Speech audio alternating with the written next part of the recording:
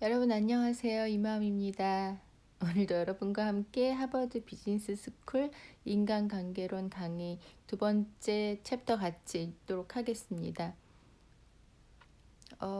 나를 소진시키지 않고 어떻게 사람들과 잘 관계를 유지해 나갈 수 있는지 세 가지 행동 습관을 여러분과 함께 읽어보려고 하는데요.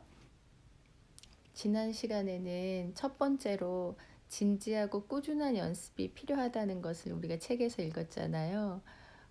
목표 설정을 반 정도로 줄이고 나에게 맞는 수준에서 목표를 설정하고 그것을 진지하고 꾸준하게 연습해 나가는 것, 그것이 중요하다는 것을 우리가 함께 읽었었습니다. 피니시라는 책이 있는데요.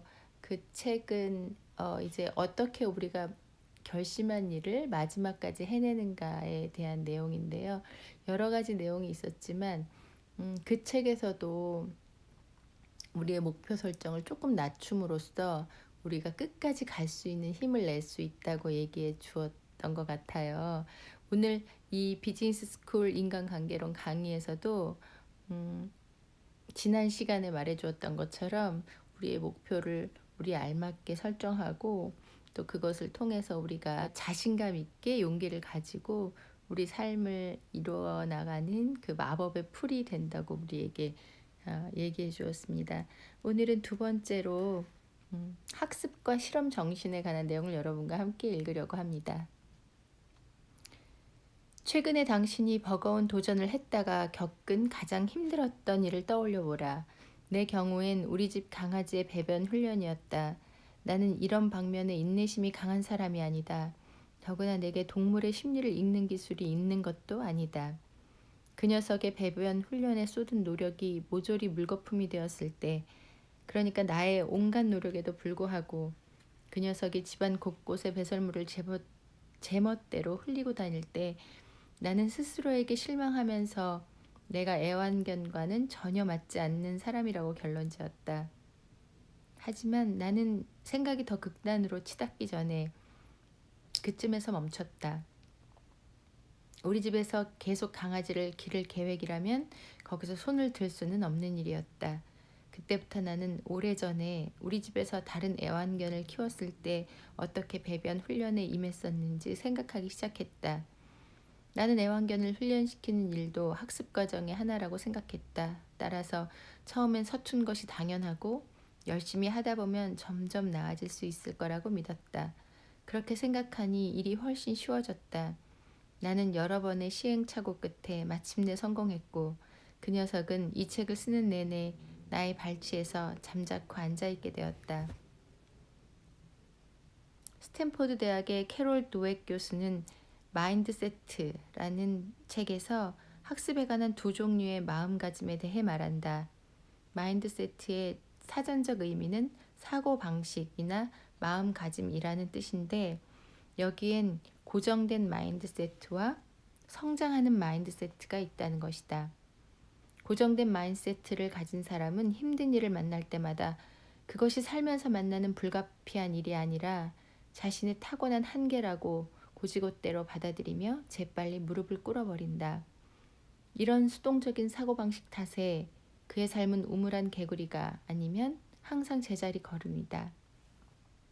반면에 실패나 좌절, 실망을 살면서 만나는 불가피한 일이라고 여기며 툭툭 털고 일어서는 마음가짐을 성장하는 마인드세트라고 한다. 이런 긍정적인 마음가짐 덕분에 그의 삶은 보다 진취적이고 미래지향적이 된다. 자기만의 안전지대를 벗어나려면 반드시 성장하는 마인드세트가 필요하다. 변화를 위한 노력을 행동 습관으로 만들기 위해서는 더더욱 그렇다. 실패나 좌절 따위는 살면서 피할 수 있는 일이니 얼마든지 견딜 수 있다고 생각하는 마음 말이다.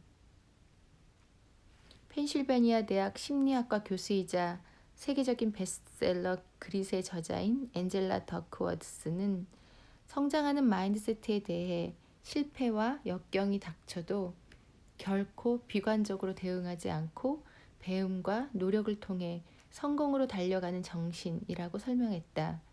그런가 하면 빌 게이츠는 마인드세트가 마이크로소프트에서 창조하고자 하는 변화의 핵심이라며 이렇게 말했다. 성장하는 마인드세트를 가진 사람은 지능을 포함한 모든 기본적 자질들을 마치 근육처럼 키울 수 있다고 생각한다.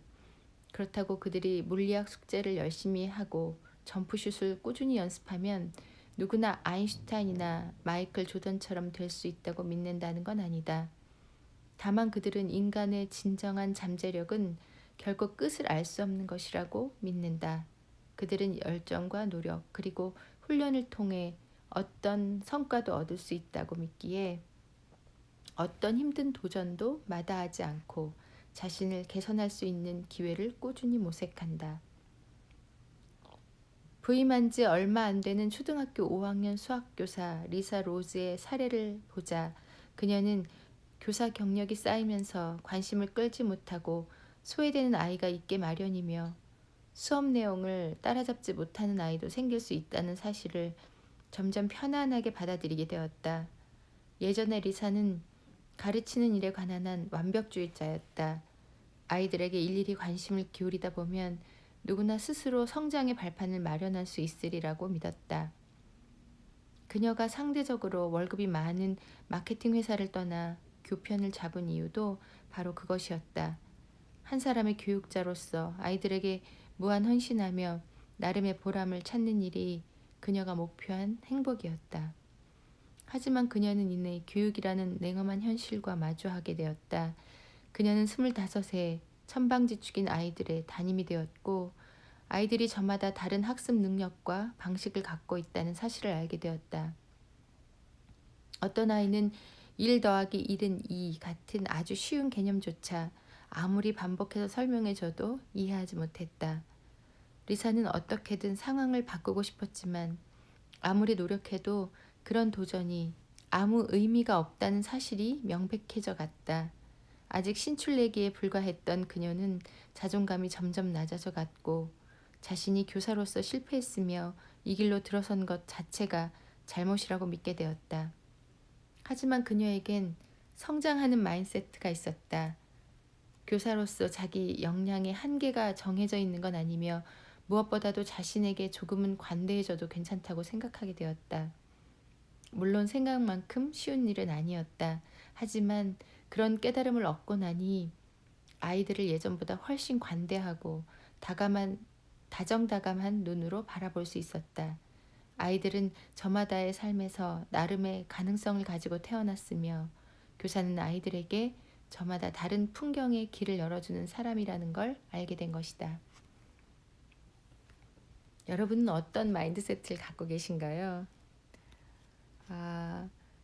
살면서 불가피한 일이 생기고 또 실패나 좌절을 겪을 수밖에 없는 그런 일들이 벌어질 때 툭툭 털고 일어서는 그런 마인드세트를 갖고 계신가요? 그런 긍정적인 마음가짐 덕분에 우리 삶이 보다 진취적이고 미래에 지향적이 된다면 더 바랄 게 없겠습니다. 그리고 이런 마인드세트가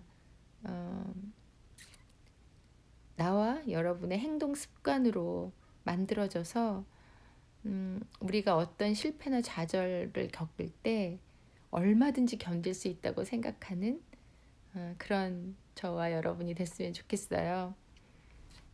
나를 소진시키지 않으면서 내 주위에 있는 사람들과 좋은 관계를 유지하는 그런 오늘 하루 되셨으면 좋겠고요. 여러분 삶에 오늘도 기쁘고 감사하고 복된 일들이 많이 일어났으면 좋겠습니다. 여러분과 함께 책 읽을 수 있어서 너무 감사하고 기쁩니다. 이 마음이었습니다. 안녕히 계세요.